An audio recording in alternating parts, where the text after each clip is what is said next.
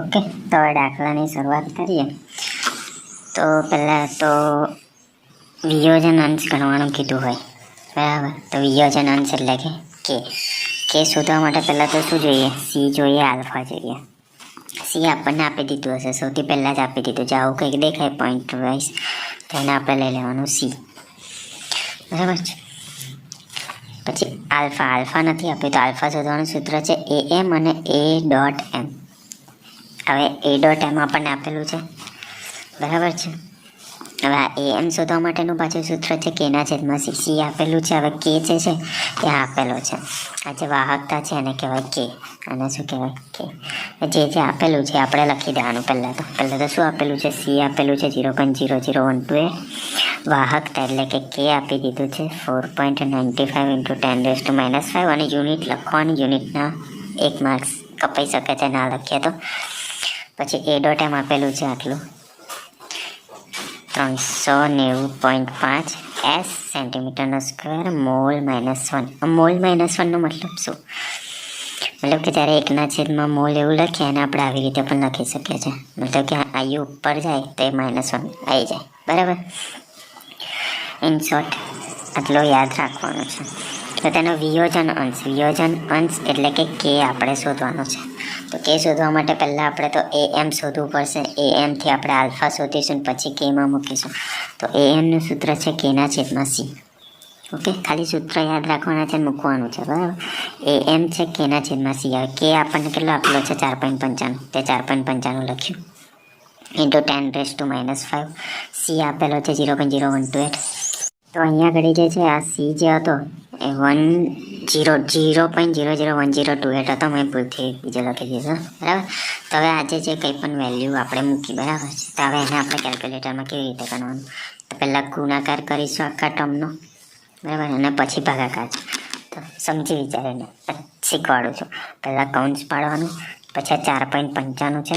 4.95 ગુણ્યા 10⁻⁵ છે, બરાબર. 10⁻⁵ છે. તો કેલ્ક્યુલેટરમાં EXP વાળું હશે તો EXP ડાયરેક્ટ દબાઈ દેવાનું, -5 લખી દેવાના. ઈનો મતલબ છે 10ની ઘાત, બરાબર છે. પછી કૌંસ પૂરું, ભાગ્યા બીજું શું છે? આના ભાગ્યામાં શું છે? 0.001028.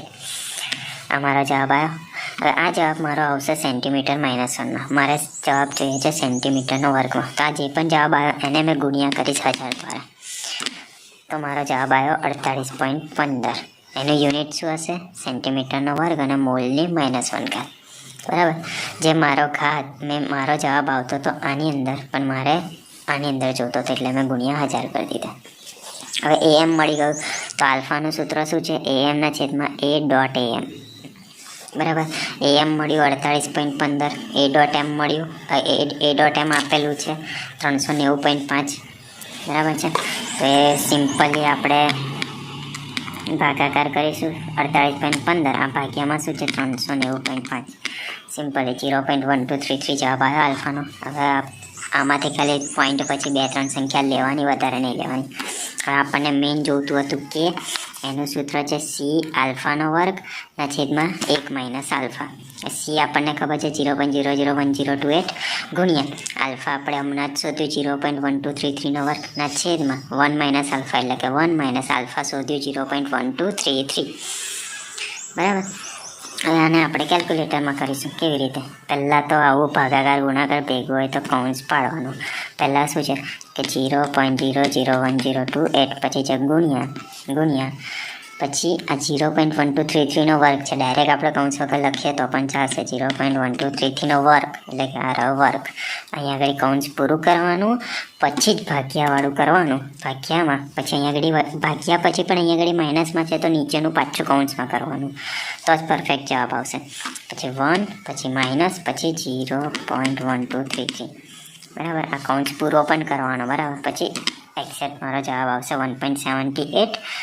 પણ આ પોઈન્ટ પછી 2 જ લખવાનું, અને અહીંયા આગળ લખેલું છે ગુણ્યા 10⁻⁵. તો બસ એ જ લખવાનું, 1.78 ગુણ્યા 10⁻⁵. અને આનું યુનિટ નહીં ભૂલવાનું, બરાબર છે. હવે સીનો યુનિટ શું હતો કે S cm-1.